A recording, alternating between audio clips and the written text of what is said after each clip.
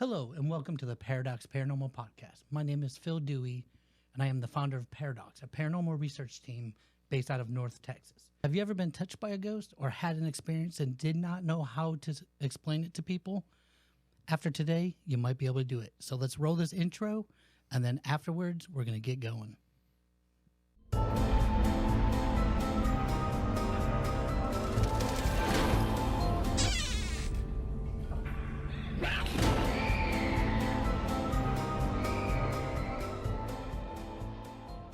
So we're here today with Chuck, which is the co-founder of Paradox, and our historian, Renee. Mudrat. A.k.a. Mudrat for Chuck. For Chuck, yeah, not Renee. Yeah. So from going forward, if we say Mudrat, you know that we're going to be talking about our co-founder, Chuck. Mudrat. So today, we're going to pretty much start off with a basic course of paranormal. You know, because we do have some friends and family that do not do any kind of paranormal investigation or any kind of ghost hunting. That's true. So we thought we would give them a nice basis of some information that they would be able to follow along on some of our other episodes later on. And some of us actually just have ghosts as parents. So, Well, yeah, and I'm sorry. it's okay. It's okay. Just rub it in, man. I don't know how I sleep at night with you guys.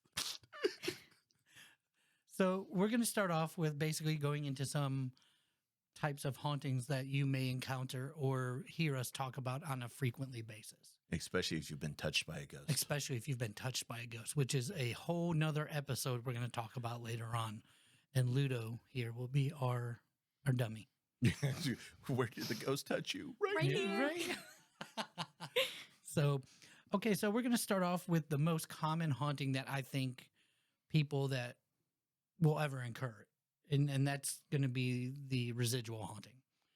And that's pretty much exactly what it says. It's a residual. It's something that's left behind. It's something that's recorded into an event or recorded into a piece of equipment or...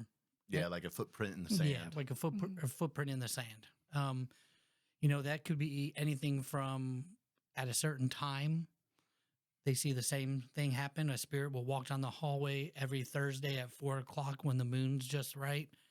And it's just that event occurred at that time and just replays whenever that same kind of condition occurs. And it's easy for people to kind of calculate and go, oh, it's going to happen again tomorrow. You guys got to come over here and see this. And it's not really a haunting per se, you know. Right. It's just kind of a image playing on repeat. Right. So, And it doesn't necessarily have to be an image. It can or be a sound. a sound, a voice, or disembodied voice, or anything along the lines where it's a paranormal incident that happens at a certain time, at a certain frame or time frame, or moon phase frame. Oh. You know, Yes, the lunar cycle definitely yeah, it's the lunar does cycle. have effect. Very much so. So the next one that would probably be mostly talked about is the intelligent. Those are the fun ones. Those are the fun Those ones are because the fun you ones. are very interactive with whatever's there, if it wants to be with you. That's when you're getting touched. And that's when you're getting touched. It's when you're getting your disembodied voices that are actually directed towards you. Get out. The get out, the F you, sometimes that happens. That's normally me saying that to you, though. Right. In both cases. In both cases, get out, F you. Okay. I'm like, all right, sorry, Mudrat. I didn't know you were having a solo. That's why my back was turned towards the door. Come on. Yeah. So, so that is our San Francisco ghost that will pop up every once in a while. He's sweet. So the funny thing about some of these hauntings is that you may get a combination of both. And that is where we call that the hybrid. And that's a residual haunting that is triggered to become an intelligent haunting by something. Oh, yeah. And I think one of my first experiences that really made me believe and go full-heartedly into I believe in the paranormal was a combination of all these. You know, I was stationed in Korea, and we had this little area that was called the AHA, Ammunition Holding Area. And I was selected to be on unitary police where we would guard some of these areas to assist the MPs so they weren't spread so far on post. And I was lucky enough to get assigned the AHA. And everybody, as soon as you get assigned the AHA, they're like, "Oh man, that thing's haunted. That's haunted. There's ghosts up there. There's all this activity up there." And you're like, "Yeah, whatever. You know, I'm an army guy. Oh, I'm tough. I don't believe in any of this." Yes. And Shit so- bullets. Pretty much. So, you know, I decided that one time I'm going to go up there and I'm going to sit up there and listen because, yeah, when you walk up this hill, it's a mountain. You got to check both sides of the gates to make sure nobody's tampered with it. So you get up there and you're like, "Oh, yeah, I can totally hear footsteps in there." But then in your logical mind, you're like, "Oh, I just walked up this corridor up the mountain where you have walls on both sides. It's just your footsteps echoing through the tunnel." Yeah, you'd think nothing of it. Nothing of it. I Yeah. mean, so I told my my unitary police partner, I said, "Hey, when I get to the second side, I'm going to go ahead and I'm going to sit up there and I'm going to listen for a while. I want to see if there's any ghosts up there." Of course, you know, we're all going, "Whoo," you know, being funny about it. So I get up to that second side and I'm standing up there for about 10 minutes. So all the echoes of me walking up the corridor should have dissipated at this time. And they didn't. And you could hear what sounded like footsteps. At first, my mind is like, okay, well, it's a cave or a tunnel through a mountain. It's There's like echoing moisture. off of something. There's moisture dripping, you know, trying to logically put this together. But then the more I listened, the more I heard distinct footprints from military boots with facing movements. Hmm. So you heard that step, slide, step for when somebody was like on guard duty. And Step, slide, step, jazz hands, spirit fingers. So, so that at that point, I'm like, hey, it does really sound like somebody's in there. And then like I heard it, I put my ear up to the gate to listen really good. Next thing I know, I hear those footsteps coming towards me. And at that point, if we're talking about all these different kind of hauntings, that very well could have just been a residual haunting. Mm-hmm. And even to the point to where when I looked up and I saw a man in a Korean War uniform, a Korean soldier sitting there, that could still been a residual haunting because it hadn't interacted at me at that time. If the experience stopped there, that's what it would have been. Hmm. But it didn't stop there. It recognized me and then picked up its hand to point at me like, "Hey, what are you doing here?" And it vanished right in front of me. And that's when you had a residual in your pants. Yes. Not quite yet, but yes. So at that point, that could have been an intelligent, but it could have also very well been a hybrid that it was a residual. But me standing there in my military uniform could have snapped it out of that residual and it recognized that, hey, there's another soldier. What are you doing here?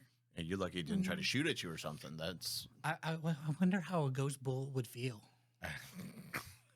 I mean, I guess it's what just was like that? getting touched in other ways too. You know, I mean, would it? I mean, because you know when you get touched, sometimes you get that The status pain. discharge or that Feeling. goosebump or that chill. So Yeah.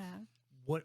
That's kind of a weird thing to think about. Hmm. What would Or a if he would've trauma of sword or something too. yeah, you or know? bayonet or something? Yeah. How? Oh man, I didn't want to even think about that. So at that point, after he vanished, I got on my bicycle and to remind you, we're at the top of this hill or top of the mountain that has a hill that goes down. I got on my bike and I rode down that hill as fast as I could, and then I tried to make that turn towards the back to the guard shack, and I just laid that bike out. And my partner was like, "Man, are you okay? What happened?" I'm like, "Dude, there was something up there. I saw." He's like, "Yeah, bullshit, bull." You know, totally missed it, but there we go. But you know, stuff like that. And then 15, 20 minutes later, one of the ammunition trucks started up in the tunnel. Hmm. Whoa. So at that point, we had to call the MPs. We had to go up there and we had to search the whole thing to make sure that it was clear and there was nobody upstairs. Do drug Or- test, make sure that That too, that comes later, yeah. They're like, Not "Oh, we got to make hallucinating." sure you're not Exactly. hallucinating." But then at that point, we're talking to the MPs and they're like, "Yeah, this happens probably about 3 times a month that one of these trucks will start up and we got to go up there and make sure there's nobody in there." Wow. So that was kind of my experience with any of those. And for the longest time, I thought that when I got into this, that wasn't intelligent. But then like we took a class once we formed our team, Mhm. you know, because we have some newer people that are on the team. We're like, "Hey, it's a team event. Let's go take this class." And they brought up that there's a hybrid that could snap out of that residual if something triggers it to come out of that. Mhm. And I think now looking back, that could have been the case with me. That 'Cause I sounds saw- very much so. I saw a residual haunting, but because I was a soldier and it was a soldier looking at a soldier, it had a reaction and kind of progressed through that residual haunt.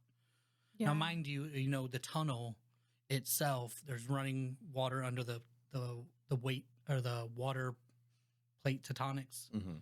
and there's always water there, but also there's quartz, limestone, whatever other mineral was in the mountain that could hold any of that energy. Oh yeah, So, that is just creepy. yeah, it was very creepy, but Yeah, it no is kidding. it is the event that set me down the path of paranormal investigation. Yeah, see, I would have to say whenever I was younger, the main one I can remember at my earliest would have probably just been a residual because it never changed what it did, and it was seen by many people. I was younger, like 8 or 9 in Edmond, Oklahoma at the Tall Cap Epsilon fraternity house. My dad had a lot of stuff that he would go there and help do. He was, he would get paid to actually go help them organize. Okay. And because of that, he would always take my brother and myself there. And we'd, like spend the weekend, overnights. All sorts of crazy stuff. But it being an old fraternity house, they didn't have a lot of room everywhere. So down in the basement is where they kept like the washer, dryer, the Coke machine, which is what, my brother and I cared about. Mhm. So course. anytime we wanted something to drink, we had to go down there. Well, me being a kid, I don't care. I'm like, I just want the soda. So I go downstairs, but every time I would go down, at the very bottom of the stairs, there was a door just to your left. And sometimes it'd be closed, but a lot of times it's open. Well, I would go down there and go to the Coke machine, which was around the corner, but out of the side of my eye, I could swear to God that I had seen what looked like a lady in a white dress in that room, which was really silly because this is like a all men's, fraternity. Mhm. Now there would Right, be that's- girls there, but they wouldn't be downstairs. In Yeah, a that's out of the room. ordinary. That's Yeah. that was strange. But then I would just think, come on, I'm just sugar high. You're a I- little kid. What do you expect? Exactly. I'm like, I didn't see Jacked anything. up on Mountain Dew. But then, so then the next time I'm going down there, my brother's like, hey, go get sodas. I'm like, you go with me. And he was like, why, you little weenie? And I was like, no, seriously, dude. I swear I saw something. And as I'm telling him this, one of the fraternity brothers was nearby and he heard me talking about it. He's like, oh, you saw her? And I was like, what? And he was like, yeah, you saw the lady in white, didn't you? And apparently it was a sorority house before it was a fraternity house. And that was a room that it was like shaped like a triangle. And so they used it like as a ceremony room. And Okay. one of the girls didn't make it through, basically pledge night, where she man. was there in a white dress. She had a heart problem and she didn't make it. And she actually died in that room. Oh wow. Wow. So, that's, apparently she just kind of stayed there. And, as far as I've heard at the time, nobody saw her do anything except for out the side of their eye. And that's why I believe it was a residual. Yeah, that definitely sounds like a residual. But at the same time, it's kind of hard to say that you've seen a full body apparition because every time you would look that direction, it would be gone. Yeah, I never really saw it. It was at the side of my eye. Like I said, it was obviously much bigger than me, and it could have been a dude in dress. I don't know. Just because out the side of my eye, you just see a glance, But when Right. you turn and look, there's nothing there but darkness. Yeah, but you So- can Yeah. totally see the different, like the white dress, the hair. Yeah, and you could tell and it stuff was like that. female ish. esque. Yeah. Wow, still as a kid, that's definitely gonna rock your world a little bit. Oh, it did. Yeah, It no did, Yeah. kidding. Yeah. But That's life changing, honestly, because when you you feel somebody's presence there, you look and nobody's there, but somebody could be there. oh yeah. Well, in all fairness, growing up, my dad would always take us to all sorts of places that were, scary and whatnot because, I had a thrill. I liked that kind of Yeah, stuff. for So I sure. liked scary movies. And he would take me out on ghost hunts and places where they were supposedly haunted. And we'd try to debunk stuff just so you can see, not everything's spirits. And of course, then hanging around the fraternity house all the time. Between the two, it kind of made me the person that I am, which kind of explains a lot. Yeah, but that's why we love you because you are very into all things paranormal, including yeah. like UFOs, cryptozoology, Oh yeah, the ghosts, obviously, because I'm we're on just the team. dude. I love ghosts. I'm just looking for a Bigfoot because I like them hairy. No, I'm kidding. Please, no. So, you know, the reason why we started this whole episode is because we do have somebody new on the team, and she has come very far in a short period of time, and that is Renee. And she is our historian because she loves the history of stuff. But you know, And we're lazy. she did tell us that when she first started, there's a lot of acronyms and there's a lot of stuff that you have to learn to get in up to speed. Yes. So- So some of more of the basic stuff, EVP had, of course, you watch videos on it, but it's like you understand the concept, but not exactly what it is. You feel dumb if you ask. So you Yeah, I know. So I don't ask, and it's like I'll just wait for you to tell me. Right. That was one of the main ones. Right. Oh goodness. But what? So your first experience, she's new. She's maybe about 6 months into her journey of the paranormal. she's been tainted. Yeah, that sounds about right. That's about 6 months. So she didn't have I don't think you really had an experience that really brought you into the paranormal. You're just like, oh, I'm interested in it, right? Yes. So I work in the medical field. And with that, I've had to help prepare people for kind of what comes next with the family. And it just really kind of intrigued me on the afterlife and essentially what comes next. Because there's so many different things that people perceive as the afterlife. And so I just kind of wanted to explore more on that and what's there. Because I've heard a lot about the metaphysical world and what entails in that. So I know there's something more, but I just want that knowledge of what's there. And I mean, it's always something different that will bring somebody to the paranormal and their questions, and everybody's got a question. So we're here to try to answer it. We're here to try to guide you to your own answers because nobody's going to have that answer for you. You're going to have to find those answers out for yourself. Oh, absolutely. But we'll definitely try to help and guide anybody who wants to learn and wants to be in this field. Yeah, but I mean, we kind of took her and threw her right into the Oh, flames. yeah, we did. no, From square so- one. I was getting to that. I was getting to that. The very first place that y'all ever took me to was Haunted Hill House. I'm sure everybody has heard the legend and lore. There's a lot of entities in this place, and there are a lot of different types of entities as well, which Very is true. another one of the things that I had to learn was the different types of entities. There's demonic, angelic, regular type of entities that don't really interact with you. They're just kind of there. You got your poltergeist. Yeah, your poltergeists. As I'm still, trying to learn and retain this information, I know there's many, many more out there. Elementals as well. Yep. That's one that I wanted to learn a lot about because I know they can affect everywhere around this world.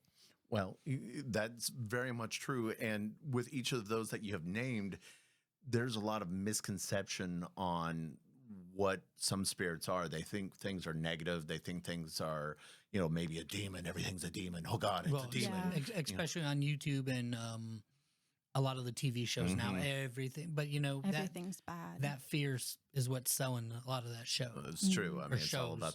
about right. It's all about the money in your pocket. So Yeah, which I mean, more power to them. But again, like she brought up demonic and angelic, those two hauntings, which we were going to get to in a couple minutes, but we can go ahead and talk about them now. They're very similar in nature. Because if you think about it, a demon is a fallen angel, so their powers are pretty much about the same. But the two differences that you'll find between of them, more of an angelic haunting is going to be trying to get you to stop what you're doing. If you're doing something in an area that's supposedly hollow ground and they're gonna try to get you to stop and they're gonna get you to get out. They'll do whatever they can to get you to stop to desecrating what they perceive as holy. yeah, doing wrong. Yeah. But at the same time, a demonic energy is going to be like, yeah, keep going. Yeah, do this. Let me get stronger. Let me get this. Exactly. Keep So- feeding that energy. So if you take, for example, if there's a church that supposedly is haunted by a demon, it may not be a demon, but all these people going into it and doing all this stuff that they perceive as wrong may provoke that same kind of energy that the demonic energy could put out. Well, I mean, and that even being said, it doesn't necessarily have to be demonic. You know, it could just be like regular Joe Blow, and that's where he liked to hang out. Mhm. And you're coming in doing something that they're not happy with, Right. so you're going to see it as negative, but in reality, they're just pissed off at you. I mean, I know Yeah. I'd be pissed off. Somebody kicked in my door and came in, started moving Yeah. shit around and doing weird stuff. I'd be like, get the fuck out of my place. Yeah. Yeah, for sure. And I feel like that's just how normal people would react. Mhm. Why would you expect them to react any differently? Yeah, and that's a very valid point because there's not, I don't think there's too many demonic entities that you're going to encounter in one area. And I do think that there's a lot of negativity in the world that can produce negative entities that are not demonic. Mhm. And first off, if there's a demon at a location, it's not going to tell you it's a demon. No. Because gonna be as a soon as small it child starts that needs telling help. you, "Oh, I'm a demon," then you're gonna be like, "Okay, well, what's your name?" And if it tells you your name, then it's out. So it's gonna fake you out, and so you have to kind of take everything like that with a grain of salt. So on the other aspect, the elementals, I've had a run in with an elemental, and that was at Yorktown Memorial Hospital. And that was probably one that shook me to my core. One of the first spirits that shook me to my core. And that's where we were downstairs in the boiler room area, in that little kitchenette area that they have back there. There's like a little room right there. And, I was still fairly new into paranormal investigation at this time. And I was trying to get that rouse and try to get that spirit activity. So I was provoking. And Dick. I actually felt like somebody grabbed me around my neck and pushed me against the wall. That is insane. And then I apologized. I said, "Hey, I know this is your area. I'm sorry. I didn't mean to offend you. I apologize." And it let me go. And then after that, I went up and went outside, and I probably stayed out there for about 2 or 3 hours just to like clear my head and stuff like that. So, there's a etiquette to when you go into some of these places. Oh, absolutely. Oh, very And much sometimes so. what you see on TV and YouTube and stuff like that is not the etiquette that you want to run in there with. That's more No. for show. But Right. again, that almost brings up the whole difference between, paranormal investigators and ghost hunters. Yes. Because, one knows better and the other one's just there for the cheap thrill. Yes. But we've all been there. We've all been there, and I'm a very big believer in the difference between a paranormal investigator and a ghost hunter. But I firmly believe also you cannot be a paranormal investigator without being a ghost hunter first, True. because you're going to have that 1-2 punch that's going to make you go, "Oh, this is awesome," and you don't get that until you're a ghost hunter. Oh yeah. I mean, I all the time I go into any sort of new place, and if there's any activity, nipples hard. Yeah. Ghost hunter. I mean, like Renee, she's coming into her own as an investigator because she really likes the data side of stuff. But when we took her to that first investigation, and I'm going to tell you, I kind of went ghost hunter out there too, because it was bananas. It was. It was so hectic. I think there was a time for like maybe 30, 45 minutes where there was no activity at around 5 in the morning. Besides that, it was something that was constantly happening. Knocking, scratching, biting, Disembodied biting. voices. Yeah, disembodied voices, which is amazing. footsteps. And another interesting thing that happened on that, that was Renee's first investigation ever. And Chuck, as you heard, he's been kind of involved in some sort of paranormal activity investigating since he was a kid. and they both shared their first disembodied voice. I know. Mhm. It So- was moving. It was moving, It and was we all quite- shared that together. It was. No, it was. We like quickly moved out of the Yeah, room. No, yeah. No, 'cause we No, were all it's like true. standing together right next to that door, and it's like go go go go go. Yeah, go. Okay, Like, it doesn't want us here. Did you so hear it's- that? It's like let's go back to the room we were in. Go go go go go. Did you hear that Let's see what too? happened. Yeah, did you hear that too? Yeah. And then we got all excited because in that room that we retreated back into, there was a shot glass that on the poker table that was knocked over. And we're like, oh man, something got knocked over in here too. So we had to go review the cameras that Kathy and Sonny have up in there, and we saw that Chuck put his hat down and knocked it over. Yeah. They got upset because you Jerk. knocked it over. That's why they yelled That's at why they us. yelled at us. That's exactly what happened. Well, there was, I believe, whiskey in there because it was on my hat. Yeah, And so they were mad because I wasted good alcohol. probably. mad. You know, during Prohibition in that time frame, I think people would have been really mad if you wasted some good alcohol. Right. Yeah, no kidding. So on the haunting side of stuff, you'll hear us talk about all those, and hopefully, when we get into some more of these locations with some more activity, we can kind of discern what we got, what we don't have, if there was anything. Because besides going to Haunted Hill House and Mineral Wells, where you will get some sort of activity, a lot of these places Dead. you may not get anything. Yeah, big time. You have to be way prepared for that because you'll see in any of these shows, you know, it's a half an hour long. There's constantly something, ooh, oh, ooh, Right. lots of entertainment, but you have to realize that they were there all night. So there's hours upon hours of boring nothingness. You just got to get used to it. And Right. unfortunately for Renee on the first one, you know, it was balls She's- to the wall. Yeah, no, I was She like, got spoiled. Can I take a nap? I remember that. I ended up taking a little power nap in that little chair Yeah, right by the I poker remember room. I could not. That was the first time I've ever stayed up like that. I could not. Well, when things get going like that, and like I said, we all kind of reverted back to being ghost hunters on that investigation I get it. because all the activity that was happening was just unbelievable. Because I've been to that location, I want to say maybe about 12 times, if not more, and most of the times was before Sonny and Kathy owned the house, and that when I was there before, it was never that active before. Oh, it's the most active place I've ever experienced Same thus here far. so far. And I mean, like I said, Yorktown Memorial Hospital is a legit location as well.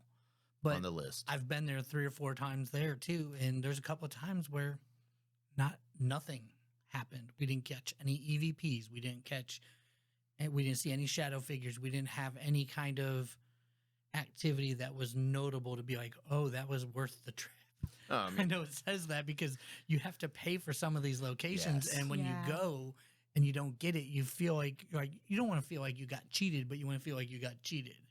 well, Renee, she had gone down to the Emily Morgan with us down to San Antonio. Right. Really, there was nothing. We did an Estes experiment. That was probably the only time we had anything at all, Yeah. which was a good Estes experiment. But on the most part, Yeah, it was really nothing at all. I was pretty much just chilling the whole time. Yep. And sometimes that's what happens. And I would like to see that more in the shows. I wanted Because to I just know be more realistic. Right. Because I remember back when Ghost Hunters first came out, and even Ghost Adventures when they first came out, there was episodes where they didn't catch anything. Of course, you're like, oh, I wasted 30 minutes of my time. And that's always, like, well, our ratings went down because you didn't see it. And so that, I think, progresses into that whole situation. yeah, where there's Yeah. always something happening. So Yeah. So on some of these future episodes, we're going to be breaking down some of these hauntings in more detail. And we'll probably break down certain aspects of things that happen while we're on an investigation more.